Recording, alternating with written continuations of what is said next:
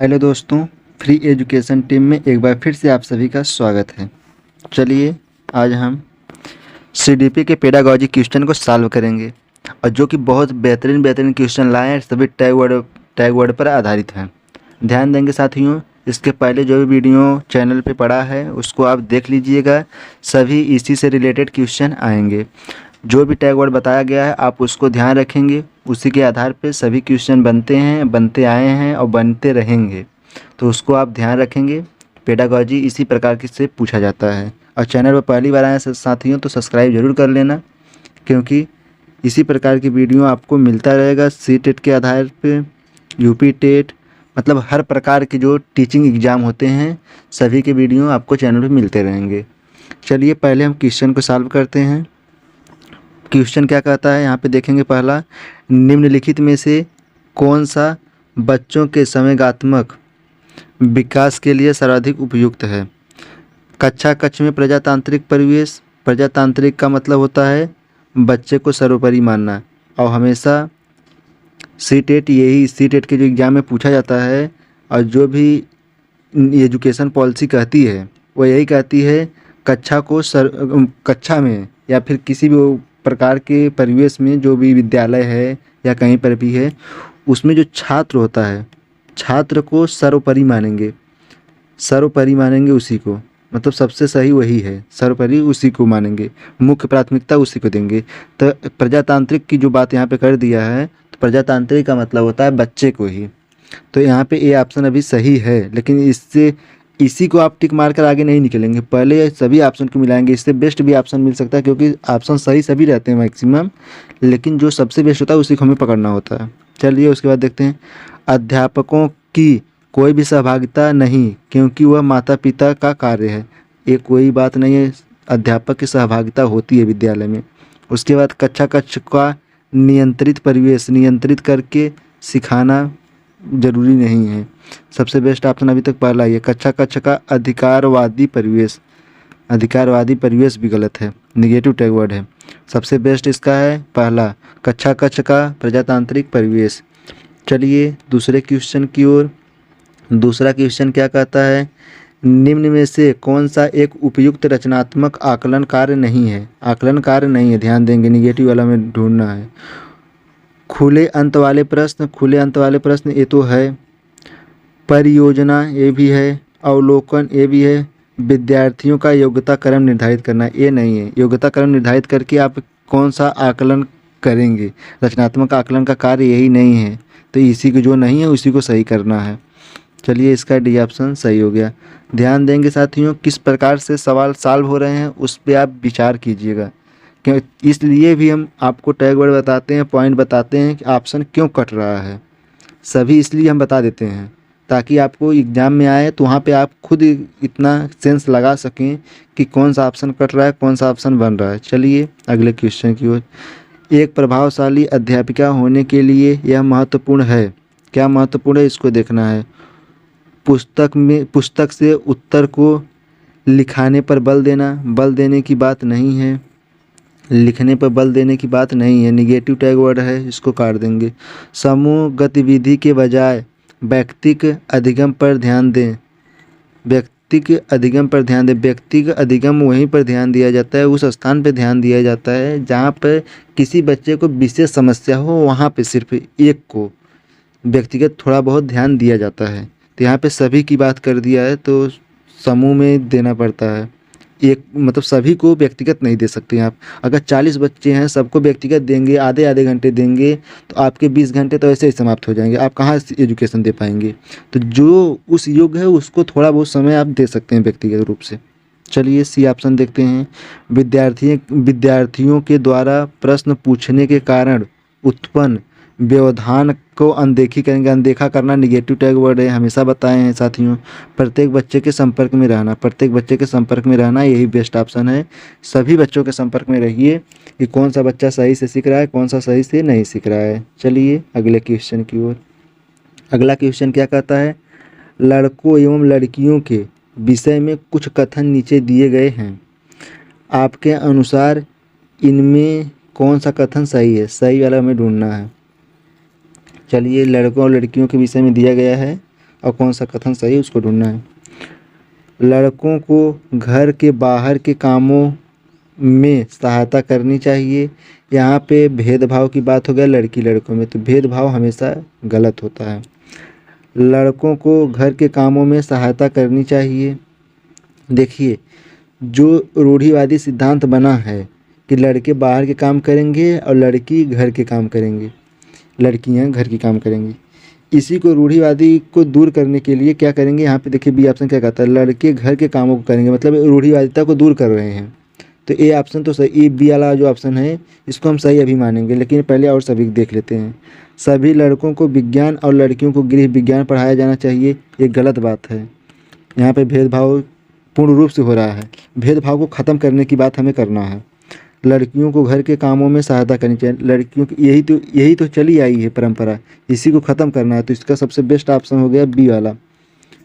B option इसका best option है, इसलिए कि जो रूढ़िवादी सिद्धांत चली आ रही है कि लड़की घर की काम करेंगे लड़के बाहर के काम करेंगे, इसी को समाप्त करने के लिए बी ऑप्शन में देखिए क्या कहा है कि लड़कों को घर के कामों में सहायता करनी चाहिए, उसी को समाप्त करने के लिए। तो बी ऑप्शन इसका बेस्ट है।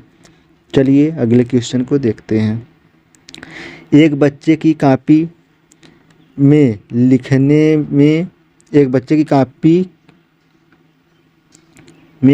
में विपरीत छवियां, दर्पण छवि आदि जैसी गलतियां मिलती हैं। इस प्रकार के बच्चा लक्षण प्रदर्शित कर रहा है, ध्यान देंगे। अब ऑप्शन देखिए, अधिगम में असुविधा नहीं, अधिगम में कठिनाई नहीं, अधिगम में समस्या नहीं, अधिगम में अशक्तता। हाँ, मतलब कि अधिगम में उसको अशक्तता मतलब होती है जो क्या बोलते हैं उसको, जो उनमें कमियां होती हैं। कठिनाई की बात कभी नहीं है, असुविधा की बात नहीं है, समस्या की बात नहीं है। अशक्तता मतलब कहते नहीं हैं लिखने में अशक्त बच्चा है, तो उस प्रकार से इसमें सिर्फ अशक्तता की बात की जाएगी, ध्यान देंगे साथियों। ऑप्शन इस प्रकार से पकड़ना आपको है। अभी पूछते हैं पढ़ने में अशक्त बालक, उसको उसकी बीमारी को क्या कहते हैं पढ़ने में, तो पढ़ने वाला जो है उसको बोलते हैं डिसलेक्सिया। तो अशक्तता की वहाँ पे बात की गई है, अशक्तता के कारण वो हो रहा है, अधिगम में अशक्त है। चलिए अगले क्वेश्चन को देखते हैं। विद्यार्थियों के ज्ञान अर्जन में सहायता करने के क्रम में अध्यापकों को किस पर ध्यान केंद्रित करना चाहिए, किस पर ध्यान केंद्रित करना चाहिए विद्यार्थियों को। चलिए देखते हैं। सुनिश्चित करना कि शिक्षार्थी सब कुछ याद करते हैं, सब कुछ याद करना मतलब रट्टा मारना, गलत है। शिक्षार्थियों के द्वारा प्राप्त किए गए अंक ग्रेड पर जो है रट्टा, मतलब कि अंक ग्रेड की बात जो है निगेटिव है, ग्रेड और अंक की बात नहीं करना है कभी भी। सी ऑप्शन देखते हैं। शिक्षार्थियों को सक्रिय सहभागिता के कारण शामिल करना, सक्रिय सहभागिता पॉजिटिव है, तो इसको हम अभी ले लेते हैं पॉजिटिव में, सही है। उसका डी देखते हैं। शिक्षार्थियों के द्वारा अधिगम की अवधारणा की कुशलता प्राप्त करना, सबसे बेस्ट है सक्रिय सहभागिता, तो इसका सी ऑप्शन सही हो जाएगा। चलिए अगले क्वेश्चन की ओर चलते हैं। ऑप्शन को देखिए, क्वेश्चन को देखिए, उसके बाद आपको सॉल्व करना है। सबसे बेस्ट यही होगा कि जो हम बता रहे हैं किस वजह से कट रहा है, किस वजह से बन रहा है, उस पर आप विशेष ध्यान देंगे। इसको देखिए, एनसीएफ 2005 के अनुसार गलतियां इस कारण से महत्वपूर्ण होती हैं। पहला ऑप्शन जो है, यह विद्यार्थियों को उत्तीर्ण एवं अनुत्तीर्ण समूह में वर्गीकृत करने के लिए एक महत्वपूर्ण उपकरण है। उत्तीर्ण अनुत्तीर्ण की बात जो होता है वह निगेटिव टैग वर्ड होता है, वर्गीकृत की बात जो होता है, वर्गीकृत मतलब उनको बांटना, ये निगेटिव होता है। चलिए आगे देखते हैं बी क्या कहता है। बी हमें क्या कहता है इस पे ध्यान देंगे। यह अध्यापकों को बच्चों को डांटने के लिए एक तरीका उपलब्ध कराती है। डांटना निगेटिव टैग वर्ड है, ये भी गलत हो गया, बी ऑप्शन भी। सी देखते हैं। ये बच्चों के विचार के अंतर्दृष्टि उपलब्ध कराती है तथा समाधानों को पहचानने में सहायता करती है। ये अभी तक सही लग रहा है सी। क्योंकि उनके समाधानों को पहचानने में सहायता करती है और अंतर्दृष्टि उपलब्ध कराती है। पहले डी को देख लेते हैं। एक कक्षा में कुछ बच्चों को हटाने की बात हटाने के लिए धारण करती है, ये गलत है। तो सबसे बेस्ट ऑप्शन इसका सी ऑप्शन है। चलिए अगले क्वेश्चन की ओर। किस प्रकार से छांटा जा रहा है इसलिए हम आपको बता दे रहे हैं। देखिए यहाँ पे क्या है दिया है, आउट ऑफ द बॉक्स चिंतन किससे संबंधित है। आउट ऑफ द बॉक्स का मतलब होता है डिब्बे से बाहर, मतलब जो आपकी दिमाग है उससे बाहर सोचने के लिए, जो मतलब कि बाउंडेशन में ना हो, आप उस पर विचार अपना कर सकें। जैसे क्या होता है, जो ऑब्जेक्टिव क्वेश्चन होता है उसमें 4 ऑप्शन है, आपको 4 ऑप्शन में से एक को टिक कर देना होता है। वो जो होता है आउट ऑफ द बॉक्स नहीं होता है, वो होता है इन बॉक्स होता है, मतलब बॉक्स के अंदर। आउट ऑफ द बॉक्स जो होता है वो बाहर, मतलब काफ़ी दूर तक सोचने की क्षमता के लिए होता है। तो इसमें जो होता है ऑप्शन देखिए, अपसारी और अभिसारी में ये दोनों गलत हैं। अनुकूलित जो चिंतन है स्मृति आधारित है, ये गलत है, आपको इसमें से चेक करना है। अब देखिए अपसारी और अभिसारी से मतलब समझिए। यहाँ पे देखिए अप मीन्स क्या होता है, सिर्फ पॉइंट को, आप ट्रिक को पकड़िएगा, भूलने कभी नहीं। अप का मतलब होता है ऊपर, ऊपर का मतलब हो गया सभी, मतलब जितने भी हो गए सभी को आप सोचेंगे।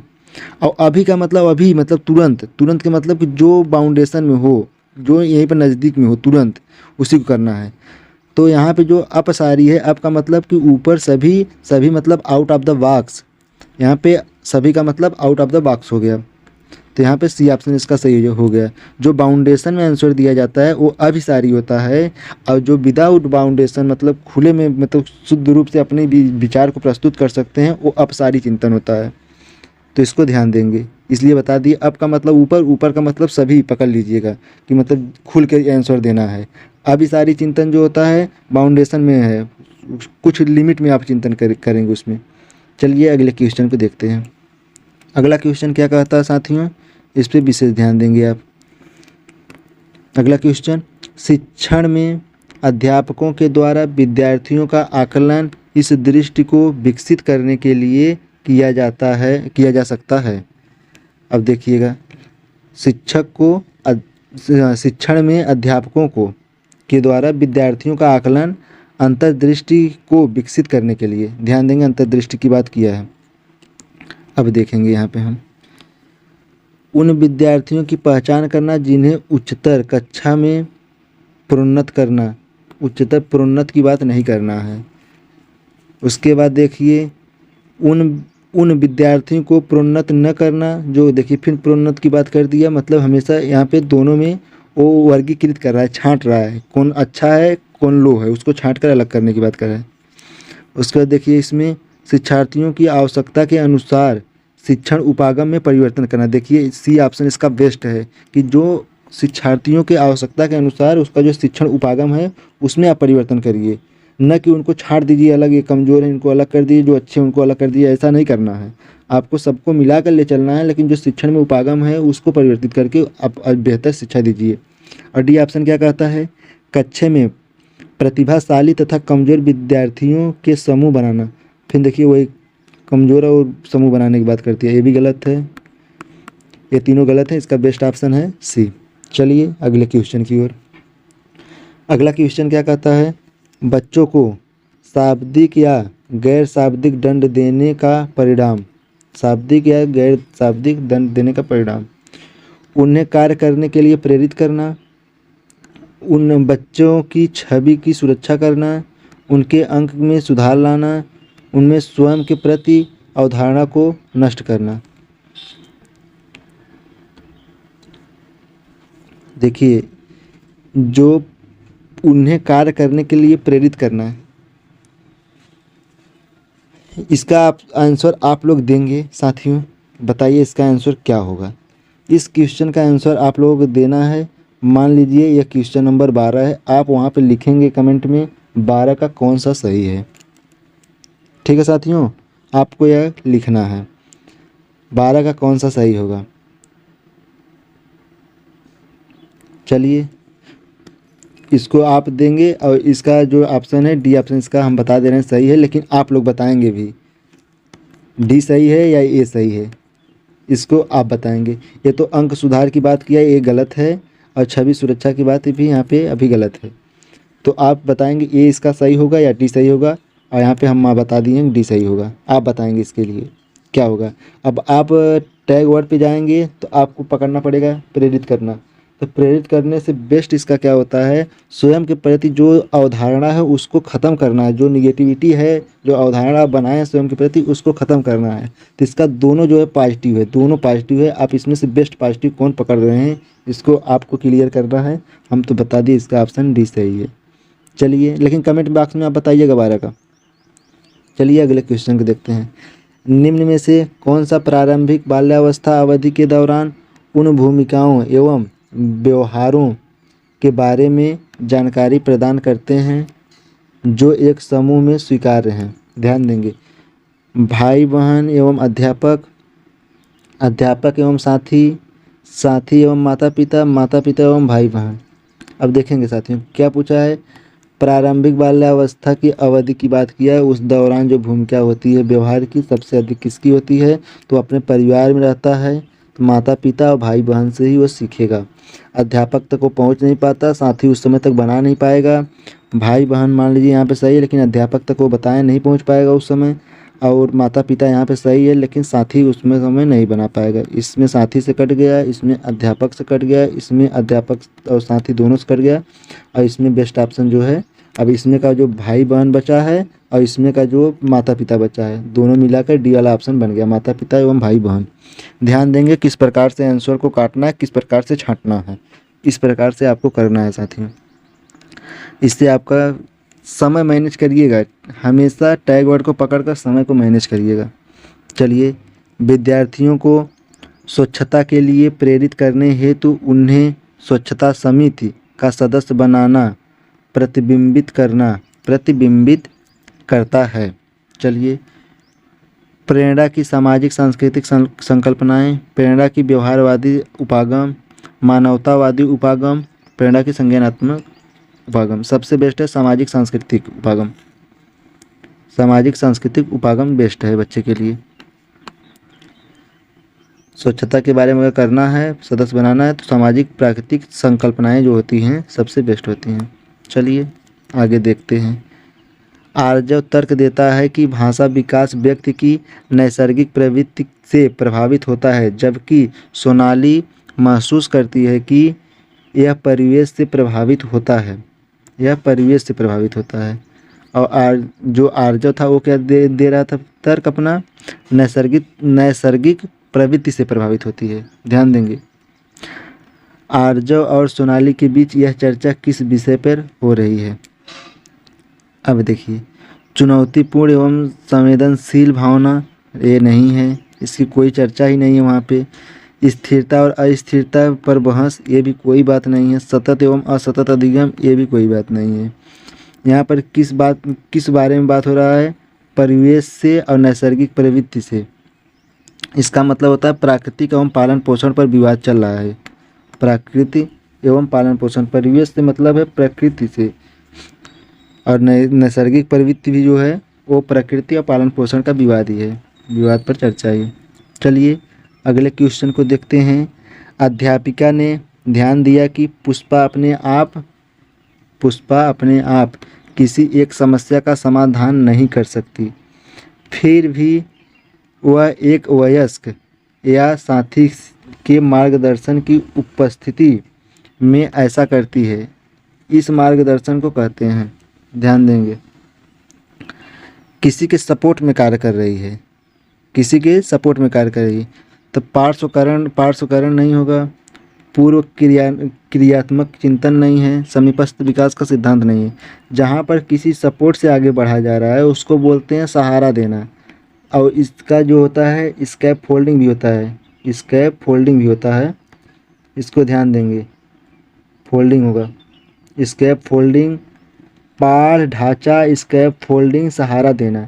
जिस ऑप्शन में आ जाए आप समझ लीजिएगा उसका वही ऑप्शन सही है। स्कैप फोल्डिंग, पाढ़ देखिए जो भी शब्द हैं हम यहाँ पे लिख दे रहे हैं ऊपर, ध्यान देंगे, पाढ़ ढांचा, स्कैप फोल्डिंग, स्कैप फोल्डिंग मीनिंग हो सकता है गलत हो जाए साथियों, उसको देख लीजिएगा। स्कैप फोल्डिंग इसका मीनिंग है स्कैप फोल्डिंग, और उसके बाद सहारा देना, सहारा देना। ये जिस ऑप्शन में आ जाए आप समझिए ये 100% ऑप्शन सही होगा। तो इसमें जो सहारा देने की बात किया है ये ऑप्शन सही हो जाएगा। चलिए अगले क्वेश्चन की ओर। अध्यापिका ने एक कमेटी के प्रधान को सभापति के स्थान पर सभाध्यक्ष लिखा। सभापति के स्थान पर सभाध्यक्ष लिखा। यह संकेत करता है कि अध्यापिका एक अधिक उपयुक्त पारिभाषिक शब्द का पालन करती है। अगला देखते हैं। भाषा पर अच्छा अधिकार रखती है। ठीक, अगला देखते हैं। एक लिंग मुक्त भाषा का प्रयोग कर रही है। अगला देखते हैं। लिंग पूर्वाग्रह से ग्रस्त है। देखिए इसका जो सबसे बेस्ट है, सभापति के स्थान पर वह सभाध्यक्ष लिख रही है, इसका मतलब है कि वह लिंग मुक्त भाषा का प्रयोग कर रही है। कि वहाँ पे देखिए जेंडर की बात है, यहाँ पे जो सभापति की बात है यहाँ पे पुरुष की बात कर दी है, और जो कि किसी पद के लिए पुरुष या स्त्री की बात करना उचित नहीं होता है, तो लिंग मुक्त भाषा का प्रयोग करना वो बता रही है। तो यहाँ पे जो सभाध्यक्ष लिख दी है मतलब एक लिंग मुक्त भाषा का प्रयोग कर रही है वह। चलिए अगले क्वेश्चन की ओर देखते हैं। यहाँ पे एक इस पे देखिए, ध्यान दीजिए, कहीं पर अगर लिंग विविधता की बात कर रहा है, लिंग भेद की बात कर रहा है, वहाँ पर हमेशा देखेंगे हमेशा रूढ़िवादी को ख़त्म कर रहा है वह। जो सिद्धांत रूढ़िवादी बनी है कि यहाँ पे पुरुष रह सकते हैं, यहाँ पे महिला नहीं रह सकती, यहाँ पे महिला रह सकती, यहाँ पे पुरुष नहीं रह सकता, ये जो रूढ़िवादी सिद्धांत बना है इसको समाप्त करने की बात हमेशा रहेगी। तो इसका सी ऑप्शन सही हो जाएगा। चलिए इस क्वेश्चन को देख लेते हैं पहले। सतत एवं व्यापक मूल्यांकन किस लिए आवश्यक है? सतत एवं व्यापक मूल्यांकन किस लिए आवश्यक है? पहले देखिए पहला ऑप्शन, शिक्षण के साथ परीक्षण का तालमेल बैठाने के लिए। शिक्षण के साथ परीक्षण, चलिए देखते हैं उसके बाद। शिक्षा बोर्ड की जवाबदेही कम करने के लिए, जवाबदेही कम करना, ये सब निगेटिव है। जल्दी से जल्दी की जाने वाली गलतियों का सुधार करना। उसके बाद यह समझने के लिए कि अधिगम का किस प्रकार अवलोकन किया जाता है, दर्ज किया जाता है, वह सुधार किया जाता है। सबसे बेस्ट ऑप्शन इसका डी मिल गया हमें, कि यह जानेंगे हम अधिगम का किस प्रकार से अवलोकन किया जाएगा, उसके जो दर्ज कैसे किए जाएंगे और कैसे उसको सुधारा जाएगा, इस पर विशेष ध्यान देना है हमें। चलिए अगले क्वेश्चन की ओर चलते हैं। एक बात और समझिएगा, जो सी-टेट में बड़ा ऑप्शन होता है 99% चांस वही रहता है कि ये ऑप्शन सही होगा। उसमें देखिएगा सिर्फ पॉजिटिव होना चाहिए, उस ऑप्शन में पॉजिटिव होना चाहिए, मैक्सिमम बड़ा वाला ही सही होगा, ध्यान देंगे। उसके बाद देखते हैं अगला क्वेश्चन। निम्नलिखित में से कौन सा बच्चों के समाजीकरण के लिए प्रगतिशील मॉडल के संदर्भ में सही नहीं है? सही नहीं की बात की है, निगेटिव वाला में ढूंढना है। समूह कार्य में सक्रिय सहभागिता पॉजिटिव है, मतलब ये होता है। उसके बाद देखिए बी ऑप्शन, बच्चे विद्यालय में बताई गई बातों को स्वीकार करते हैं चाहे उनकी सामाजिक पृष्ठभूमि कुछ भी हो। चलिए उसके बाद देखते हैं। कक्षा में प्रजातंत्र के लिए स्थान होना चाहिए, अभी पहले भी इसका क्वेश्चन कराएं प्रजातंत्र के स्थान के लिए। चलिए डी ऑप्शन देखते हैं, समाजीकरण सामाजिक नियमों का अधिग्रहण है, ये भी ऑप्शन सही है। तो इसका जो गलत ऑप्शन है बी वाला ऑप्शन जो है इसका गलत है। चलिए अगले क्वेश्चन की ओर चलते हैं। इसमें देखिए पहले से टिक लगा हुआ है, फिर भी क्वेश्चन को समझ लीजिएगा। अधिगम में आकलन किस लिए आवश्यक होता है? ध्यान देंगे, ग्रेड के लिए नहीं, ग्रेड हमेशा बताएं, निगेटिव टैग वर्ड है, ध्यान देंगे। जांच परीक्षण के लिए, ये भी निगेटिव है, हमेशा बताए हैं। प्रेरणा के लिए, प्रेरणा जो होता है पॉजिटिव होता है, प्रेरणा के लिए पॉजिटिव होता है। पृथक्करण एवं पृथक्करण की बात कर दिया, मतलब अलगाव की बात कर दिया। श्रेणीकरण का बात कर दिया, यहाँ पे भी अलगाव की बात कर दी है कि उद्देश्यों को प्रोत्साहित करने के लिए, मतलब ये गलत डी ऑप्शन भी है। चलिए अगले क्वेश्चन की ओर चलते हैं। कैसे छांटना इसको ध्यान देंगे, कैसे पॉइंट को पकड़ना इसको ध्यान देंगे। साथियों बहुत अच्छे से आप सी-टेट सबसे आसान पेपर होता है, इसमें रट्टा नहीं मारना होता, सिर्फ समझना होता है। रट्टे मारने वाला सब्जेक्ट सी-टेट है ही नहीं, कॉमन सेंस की बात इसमें होती है। सी-टेट बहुत आसानी से आप क्रैक कर जाएंगे, इसमें कुछ नहीं है सी-टेट में। चलिए आगे देखते हैं। हम सभी अपनी बुद्धि, प्रेरणा, अभिरुचि आदि के संदर्भ में भिन्न होते हैं, यह सिद्धांत संबंधित है।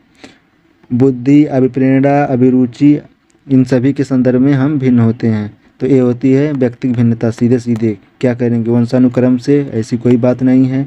बुद्ध के नियम के सिद्धांत पर ये भी कोई बात नहीं है। पर्यावरण से ये भी कोई बात नहीं है। जो व्यक्तिगत भिन्नता होती है, व्यक्तिगत भिन्नता में बुद्धि, प्रेरणा, अभिरुचि यही सब भिन्न होते हैं सभी। तो इसकी सबसे बेस्ट है व्यक्तिगत भिन्नता से। चलिए अगले क्वेश्चन को देखते हैं। अगला क्वेश्चन क्या कहता है, वंचित समूह के विद्यार्थियों को सामान्य विद्यार्थियों के साथ साथ पढ़ाना चाहिए, इसका अभिप्राय है।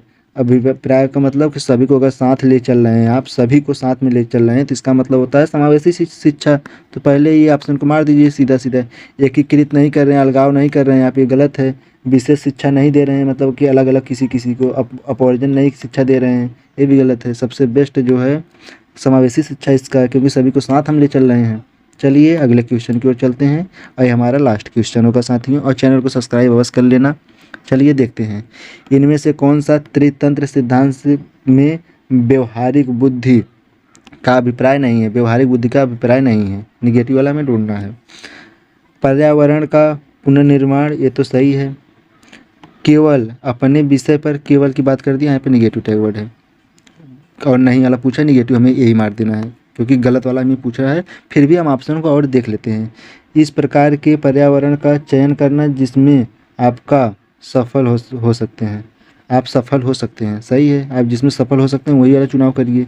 पर्यावरण के साथ अनुकूलन करना, ये भी सही है, पर्यावरण के साथ अनुकूलन करना। अब यहाँ पे देखिए बी ऑप्शन, केवल अपने विषय वस्तु में व्यवहारिक रूप से विचार करना। केवल अपने विषय वस्तु में व्यवहारिक रूप से विचार करना, ये गलत चीज़ है। केवल की बात वैसे भी गलत होती है।